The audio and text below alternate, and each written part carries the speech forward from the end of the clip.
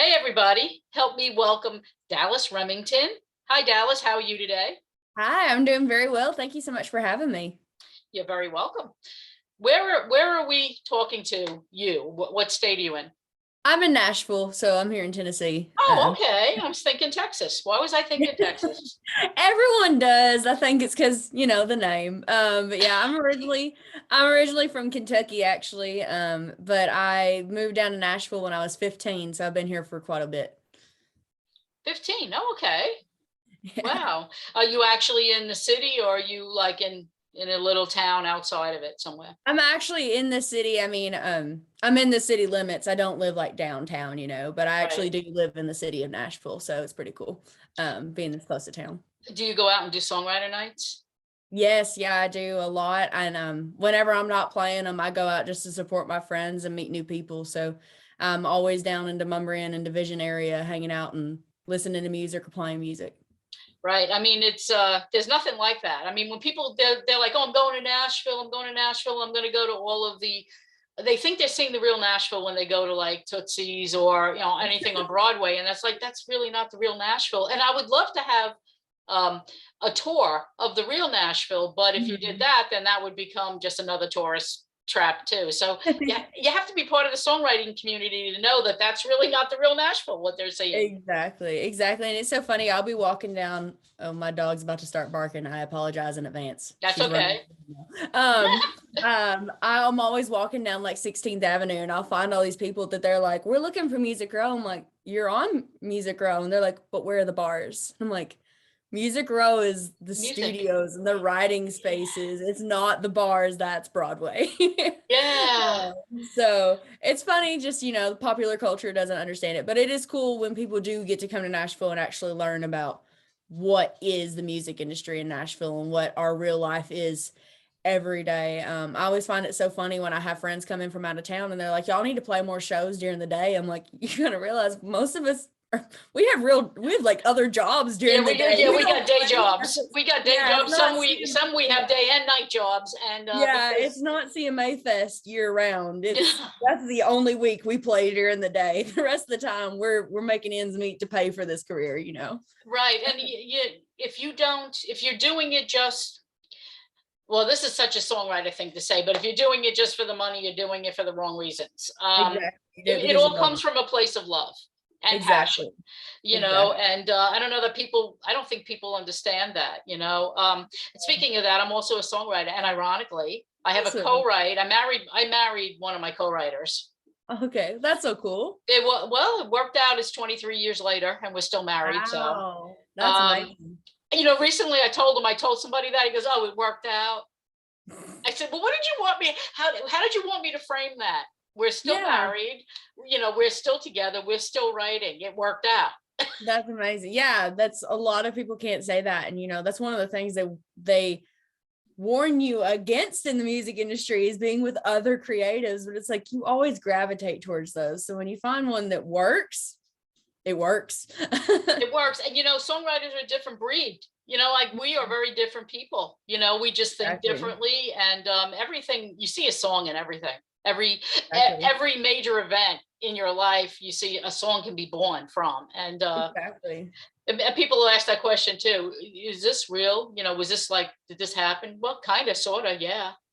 Yeah, I get a lot of stuff, a lot of my ideas from things that people say, and I'll completely turn it, which obviously if people have listened to my music, they know I like sassy songs and I like turning things to like be a direction that they wouldn't necessarily think of it. And a lot of my ideas come from people talking about real life experiences that are nothing like the song, but I'm like, oh, we're going to take this and run with it, amplified a million times. Hunting Yep. season was completely made up, but it came from me talking to one of my friends, and he was talking about how his ex-wife's magazines kept coming to his house. And the next day I went to three of my friends and we completely wrote that song. And it's her getting this entire idea of how to move on from a Right. film stream magazine. And so things come from literally everywhere. And you have to be in that mindset. And I've had to actually learn how to turn that mindset off, because I've never, like, I'll go home and people will be like, are you zoned out? I'm like, no, I'm just like have a million thoughts going through my head. So I've had to learn how to flip that switch to where I'm not looking at everything as a song, because then Mhm. I would never get anything else done in my life. And and it's tiring. It's Yeah. exhausting. Do you ever write in your sleep? I have never actually had that happen. I do know a couple times I've had dreams like with melodies Hmm. that I'll wake up and I'm like, okay, I need to record that. And then, Then you I lose it. forget. If you don't record it, you lose it. Yeah, I forget it. I wake up the next morning and I'm like, was Oh, that a dream or did I hear a really cool song last night? And that's what's in my head. Like, and you second guess it. But yeah, I've never had that whole where you just wake up and there's like a song ready. But I've gotten ideas from dreams and things like that. But hmm. you know, Well, it's tough. You have to actually sleep with like a recorder next to your bed. And then yeah, remember, because you're always groggy. So remember to, you know, turn it on, hum it, sing it, whatever, whatever. Because sometimes it'll be lyrics, sometimes it'll be lyrics with a melody, and it'll be like exactly. the song is okay. I'm writing in my sleep. This is like crazy, type of stuff. It's Yeah. it's insane. I have Um, several work tapes on my computer actually where I got an idea for a song as I was going to sleep one day and I grabbed my guitar and I started writing it. And uh-huh. I literally fell asleep while making the work tape. So it went on for like 5 minutes and I only had like half a verse. And then I woke up and it had been recording the entire time. I just nodded off while playing the guitar. Wow. So That's my, exhaustion. yeah, that's exhaustion. So I'm like, well, maybe we shouldn't do this. Maybe we just, write it down, look at it when we're awake. Wow, that's incredible. I wanted to talk to you a little bit about Uncommon Man. Yes, yes. Okay, so I understand that you wrote that in support of your father and frontline workers. Yes, ma'am. So we a lot of people actually think we wrote it at the beginning of the pandemic because I didn't really play that song out as much, but we actually wrote that song a few years ago. I wrote it with my good friend Miss Courtney Bumbacher. My dad's a farmer from Kentucky and her dad is a dairy farmer from upstate New York or Western New York, Yeah. somewhere up there, real north. Mhm. And she had this idea for a long time that she wanted to write a song about her dad and she wanted it to be called Uncommon Man. And she had taken it to several people and they didn't really get it the way she wanted it to be. And then she pitched it to me and I was like, I understand it completely. So Mhm. we wrote that song for our dads and I just played it at family events and things like that. It was just a very, very special song for us and just to show our appreciation to our dads for raising us and our entire family, our moms and everything, for raising us the way they did. And we had that song and I played it in some shows. We had not recorded it or anything. And then fast forward to 2020, the pandemic started and we actually had a single lined up and ready to go. That was another just kind of like out there, like sassy. And I was just like, it doesn't feel right. It does not Yeah. feel right to release a sassy song when none of us know what tomorrow is going to bring. Right. So we actually had a team meeting and I played them 3 other like sassy songs, but like a little stripped back. And everybody's like, well, I don't really think these are them. And I was like, well, here's a song that we wrote a few years ago about our dads. I don't know if this is where we need to go either. In my gut, I knew that was what we needed to do. And then everyone in my team was like, that's the single, record it, get it done. And so we had that meeting. I think that was March 31st and we had it recorded and sent to radio by April 12th. And Wow. then like did all our promotion period and stuff and got it released to radio and socials and all that stuff in May. And the fact that it just blew up like it did, because my fear with such personal songs is that no one can relate to them. They always say, make sure it's broad for everyone to relate. And when Right. this song showed me that there's so many people out there like me that have an uncommon man or an uncommon woman in their life that they're just so grateful for. And the stories that we still get every day about people, that makes me think of my dad, that makes me think of my mom, and that makes me think of my granddaddy. The stories we're still getting every day because of that song really just proved to me that everyone can find a way to relate to something. And that song is so special to me. And I'm so thankful that it was so special to so many other people. It's still one of my top stream songs to this day. People are Mhm. still listening to that song more than any of them. And I'm very thankful for that. And obviously we dedicated it to all the essential employees, especially being in the way the world was and the way the world still is. Right. We wouldn't have kept spinning without them. We wouldn't have made it through the past 2 years without all of those people that work day in, day out to keep everything running. And so we're just very thankful the song found an audience, and can't wait for it to keep on growing. I can't believe it's been 2 years. It feels like it was yesterday. Right. But, And it's still going. Yeah. They're still out there. This, all these frontline workers are still doing this. I mean, we still got a lot of people dying every single day. Mhm. And these people are risking their lives really out there. It's just, the whole thing is just, it just blows my mind, actually. I'm like, Yeah.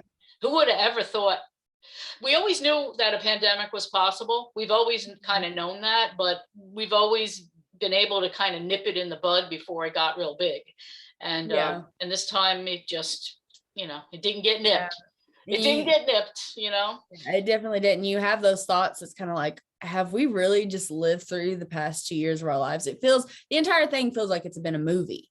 Yes, it does. The stuff you watch in movies, and I'll never forget the day the original shutdown happened here in the US. I was actually in Nashville by myself, and I was walking my dog, and I live in a pretty busy neighborhood. It's a cut through road, and I've never gone 30 seconds without seeing a car. And we went on a 30-minute walk and never saw one other person or one car.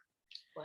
And it just and we lived pretty close to the airport, not a plane in the sky, nothing. Yeah. And it just, I still get chills because of like the eerie feeling of it. I was like, this feels like if you're watching it feels like a ghost town. Yeah. It feels like if you're watching a movie where it's like the backstory where right before something terrible happens. And, obviously the last 2 years have been terrible. Some people have managed to find good moments in the past 2 years, but, the whole has just struggled.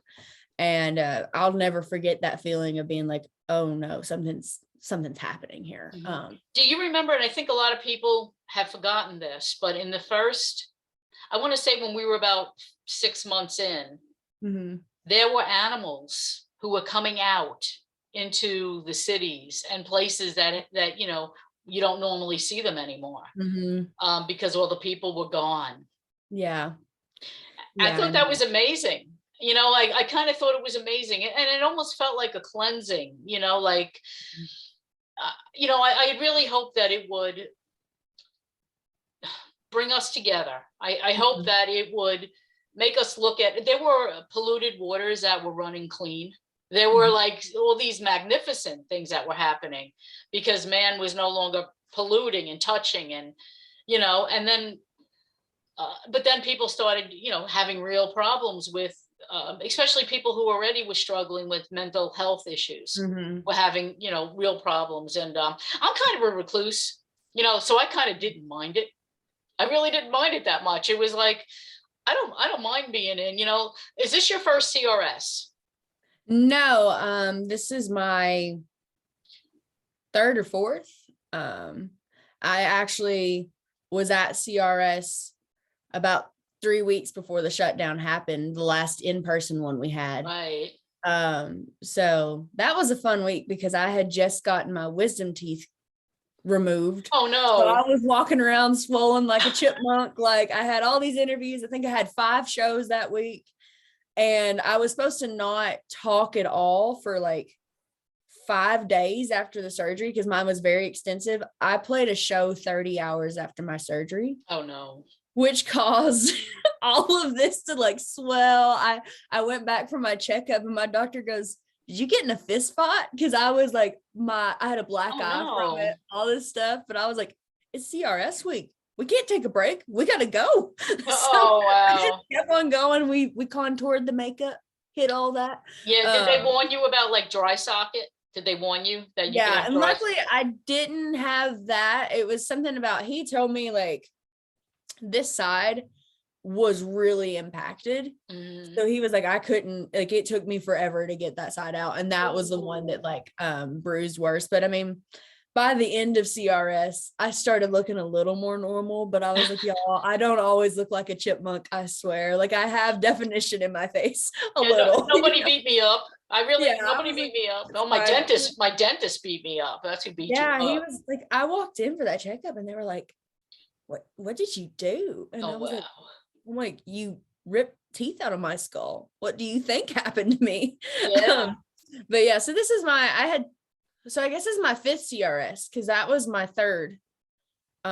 So yeah, anyways, roundabout way to answer that question. Yeah, did they well, and that's why, when I was talking about being a recluse, and it's like I've done them, been there, done that. They're very fast paced. They're great networking for the artist, but for the journalist, it's like an endless stream of interviews, and then by the time you get everything transcribed, or you've pulled your research from different places and pulled your media from different places, and even if you've got like, so back then though, I mean, things are different today, because like you can get a link from a media, it's from whoever's PR, and it will give you the bio, it'll give you the fact sheets, it'll give you the talking points, it'll give you all that. Back then that didn't even exist, so everything was by piecemeal basically, and you'd put that together. By the time you published your articles, CRS has been over.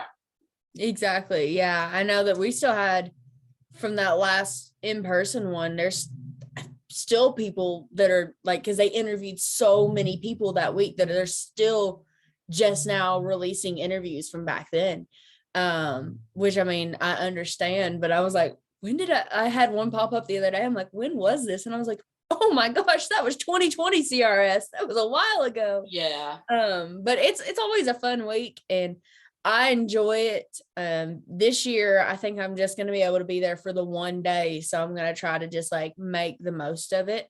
I'm going in on Thursday, so I'm trying to see everybody I possibly can, plus do all the interviews that Bev has scheduled for me. So it's gonna be a busy day. Yeah, it is. I mean, and you're extremely busy, because I'm looking at your sheet, and so we've already spoken about Uncommon Man. But then you had just these recent singles, Wild in the Woods, Enter Sandman, and now your current single is, and this is, I guess, your brand new one, One Night Rodeo. Yes. Busy. You're so busy. Yeah, so we're actually releasing a single every month. We started that back in August. We started that back in August.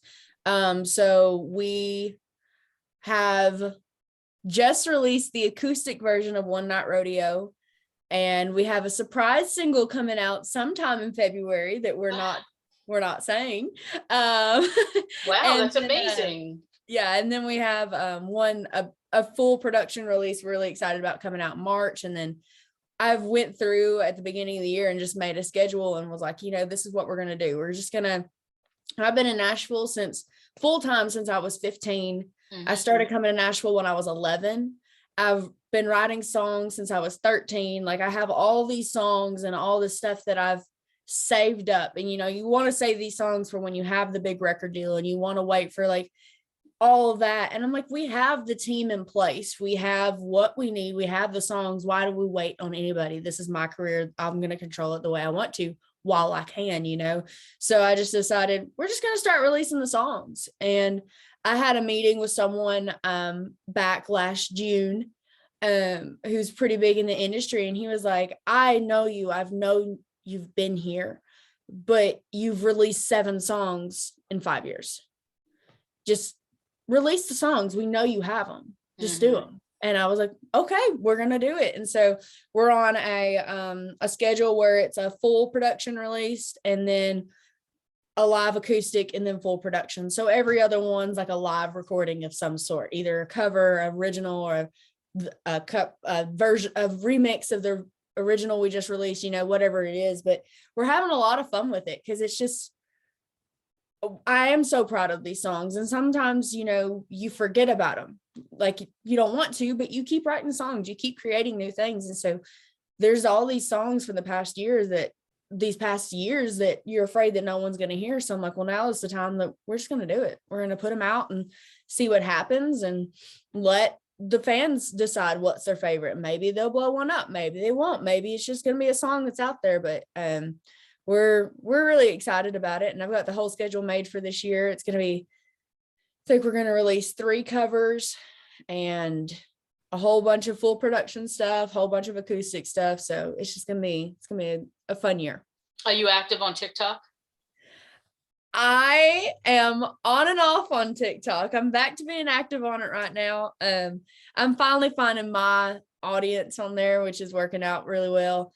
But yeah, I was very reluctant to start TikTok. Mm-hmm. And then I went full force into it, doing 3 TikToks a day, and that's all I was ever focusing on, and I got burnt out real fast. So now I'm down to, 1 TikTok a day, covers, originals, stuff that isn't even music. People love my dog, so I do a lot of stuff with her. It's addictive. TikTok is addictive. It is, and I have to stop myself just from watching TikToks. I know. It'll be 10 the babies, the puppies, the kittens. Yeah, it'll be 10 o'clock at night, and I'll be sitting there, and the next thing I know, it's 2 a.m. and I've gone down this rabbit hole. And most of mine are puppies and kittens, and then for a while, for some reason, it was a bunch of hot lumberjacks, and it just gets really confusing. I'm like, where are you at? I'm moving to wherever country you're from. Have you run into William Whitey? They call him Whitey. He does he sings, he lip syncs to hits of the 70s. Yeah, no, I've never. You got to look him up. He was for 6 months, he was the middle-aged woman's answer to happiness. I don't know another way to put it.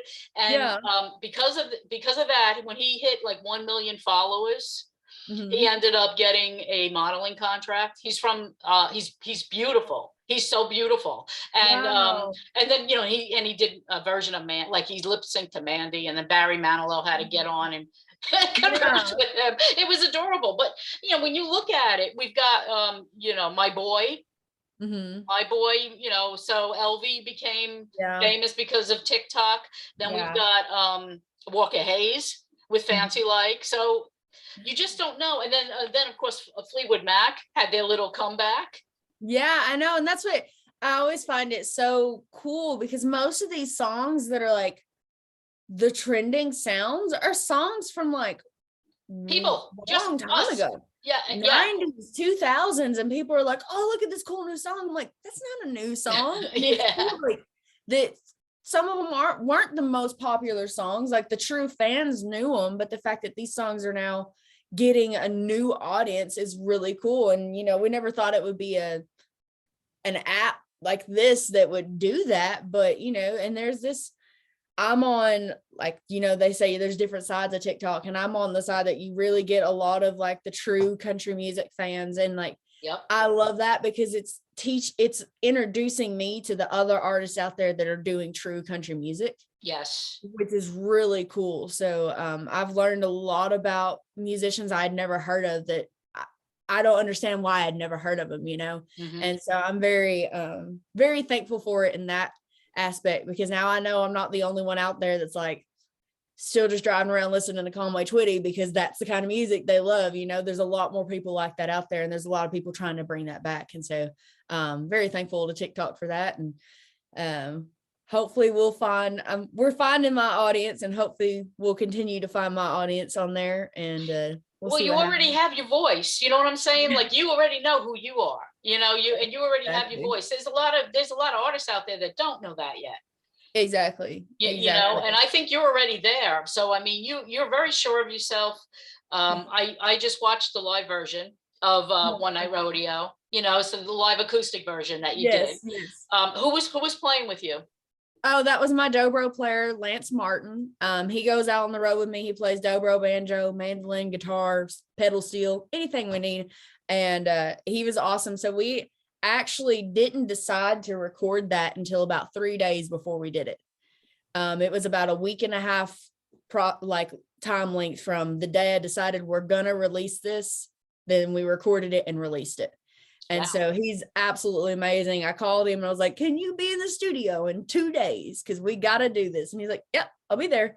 And he's been part of my band for Since 2019 now. So been one of the lasting members of my band ever. And so very thankful for him. And he's so talented. So anytime we can have Dobro on anything, I call him because I want him there.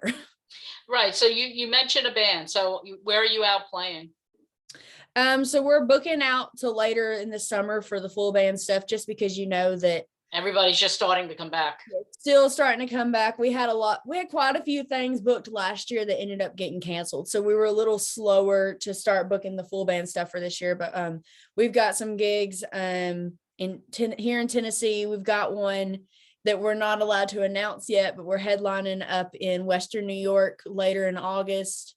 And we're just working on getting them all over the place. We were talking to some festivals way out west. So we'll see. There's still a lot of things, that need to be confirmed, but we're trying to just finally get back on the road and do it this year. We're ready to not, we want to play in Nashville, obviously, but we love being on the road. And, the week of the initial shutdown, we actually played the Houston Rodeo, the 2020 Houston Rodeo, and we ended up closing out the rodeo because they canceled the remainder of it the next morning.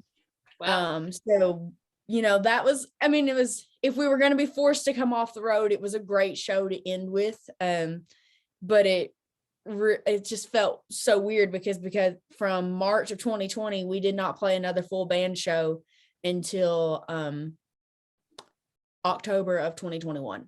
Wow. We went over a year and a half, nearly 2 years, without being able to play together. We had rehearsed one time and I ended up, for our safety, canceling that gig and making it just a solo gig, just because you never know. And that was really hard on me because I really wanted us to all play together, but I had to make sure they were okay and that I was okay and stuff like that. And so, having the nearly 2 years of not being able to, be on the road with the guys has been absolutely crazy, but we've got some stuff booked and we're excited to get back out there. Does the band have its own name? Or is it like, do you go out as like the Dallas Remington band or? Yeah, so we go by Dallas Remington and Gypsy Highway. Oh, okay. See, I did not know that. Yeah. We have our own logo for that and everything like that. And so we just gotten the first Gypsy Highway t-shirts and all that stuff before the pandemic. Wow. Like the week we shut down. So we never really got to release those. So we're going to bring those back out and make the Gypsy Highway name known when we can finally get it back out there. Right. So, I'll mention that in these pieces because I think that that's important. Some artists, some solo artists, so, because you're a solo artist, yet you have a band that backs you up. And so it's weird because some people decide to just go with the name. Some people decide to go with a name featuring, or some people decide to go with, like you're doing, Dallas and the Gypsy Highway, and Gypsy Highway, Exactly. And, it all just depends on how the venue markets it. Most of the time it ends up just being Dallas Remington. But when I introduce them, I say, this is my band Gypsy Highway, kind of how the kind of old country, they used to do that. You went to see Merle Haggard, but he had a name, for the band and everything. So right. Yeah. Because they all did well and they all had like their own names. Do they have a website? Are they part of your website? It's all just part of my stuff. And it's we're very blessed that we have finally found our set Gypsy Highway. Right. The reason we didn't get to really play up the Gypsy Highway for a while is because it was a different Gypsy Highway every time we stepped on stage. Right. And we would even, we'd play 4 gigs in a week and have 4 different bands just because of everyone's schedule. And now we have a group of 3 really great guys that are with me at every gig that have committed. Yeah, exactly. And so we're still looking for a full-time bassist, but I fill in on that, and we have different people that switch in and out for bass, but we finally have what I feel comfortable with calling Gypsy Highway. Right. So are you self-taught? Because you play guitar. Did you teach yourself?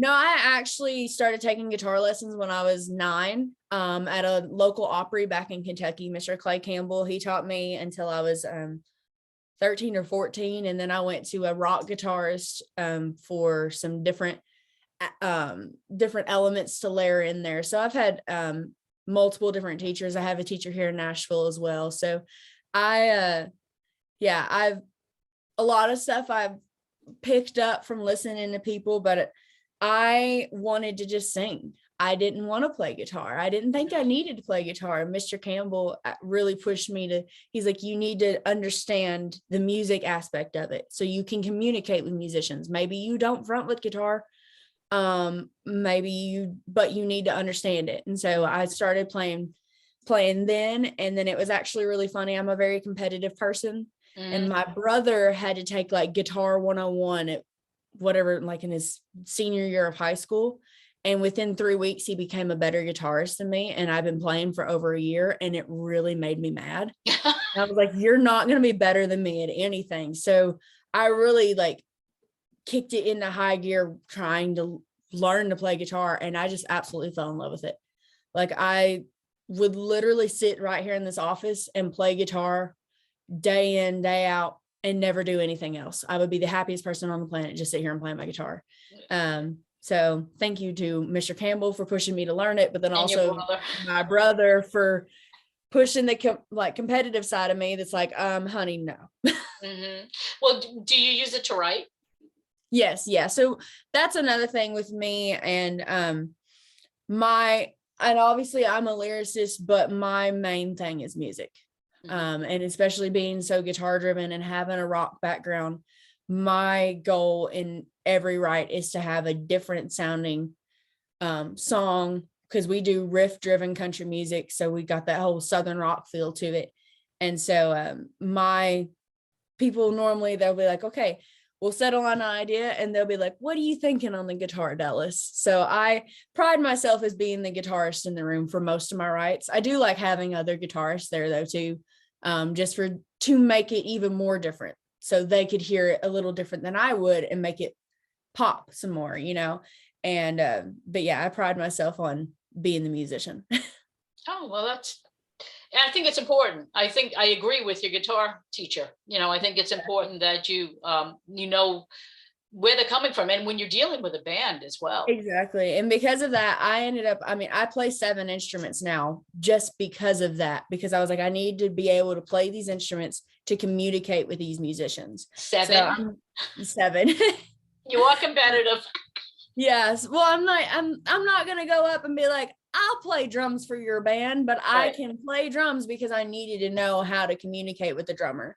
I remember I had a drummer one time, and he was telling me about how he played for this artist, and he was like, hey, I need to know like tempo, feel, what do you want? And the artist just said, I don't know, just play something hot or something like that. And he was like, that doesn't help me. And that really, like, I was like, okay, that's good to know. Like, I need to know how to tell you, like, hey, it's going to be this groove, we need this tempo, we need this, like, I want you to play a little more straight, I want you to play it a little groovier, like things like that. So so I play guitar and bass are actually my main instruments. I played bass in a couple different bands growing up, and then I play mandolin, violin, piano, drums, banjo, and a little bit of harmonica. Wow, that's amazing. Okay, so you are going to be at just one day, you said, at TRS? Mm-hmm. Okay, so one day, and then people can get your music. Yes, all over the place. The best way is just go to dallasremington.com, and it's got the links to my socials and all the different streaming platforms the music's on, or download platforms if you still want to pay for music. And people should pay for music. I mean, this is a craft. Exactly. I can't stand the free stuff. It's like, this is a craft. People need to be paid for their work. Exactly. And hopefully some changes are coming so we get paid a little bit better. I always say I was born in the wrong time based on my music, like the music I like, but also that you don't get paid right. You don't get paid right for the music you write. Yeah, the kind of music that I loved, they got paid a lot better than we do these days. But, it's like you said earlier, if you're doing it for the money, you're not doing it right. I'm doing this because I love it. If I wanted a career where I wanted to make money, there's plenty of other things I could be doing, but I love. But you do got to pay the bills. Yes, it's such I a do have. catch-22. Years I ago I know. did PR for people, and I booked singer-songwriters, and I did a lot pro bono, for free. Mhm, And it got to the point where like I'm doing all of this for free, and then bills would come in, and I'd be like, well, I can't pay this. But how mhm. can I not pay this? I worked like 60 hours last week. Oh, but I didn't get paid. Exactly, So exactly, it's terrible that you have to balance it, but you do. exactly, And all songwriters should be paid better. It is exactly. atrocious. It's Yeah, awful. yeah, Like I definitely. get, are you on when you release music? So you're saying you're doing one a month. Mhm. Are you doing this through like CD Baby? I actually use a distribution company that's just a single person. His name's Ed Gertler. It's called DDS, Digital Distribution System, I believe. And we've been with him for 3 years now. So he's awesome. I literally, like with the live acoustic one night rodeo, I texted him one Friday and I said, we're releasing this a week from today. Here you go. Right. And he got it up there. Everything went off without a hitch. Like, so I love working with him. So he's been really great, helpful on the streaming aspect of everything, because everything we're doing right now is digital singles. We have not picked our next radio single yet. Um, so we'll That's a get whole there when nother we get there. animal. That's a whole A nother whole nother animal. animal. So we're, just trying to take one step at a time and take a little breather. I actually ended up going home for most of the last 2 months just to be with my family and working from there.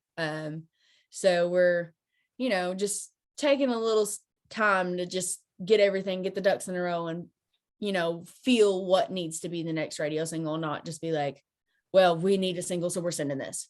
I want to Right. we're feeling out what people are liking and what we think would work for today's radio. Yeah. Um, I'm going to stop the recording and talk okay. to you a little bit off the record because I like to do that. Yeah, But I that's want no to thank problem. you for talking to us today, Yes, thank you for having me. and I look forward to hearing you on the radio. Yes, thank you.